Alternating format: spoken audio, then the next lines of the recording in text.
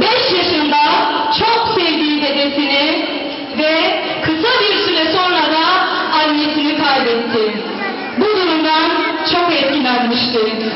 Bir tarafta binlerce insanın seve seve canını verdiği dedesi Hazreti Muhammed sallallahu aleyhi ve sellem, öte yandan dünya kadınlarının en hayırlısı olan biricik annesi Hazreti Fatıma'yı. Kısa bir süre sonra da ilmin kapısı olan babası Hazreti Ali'nin şehadet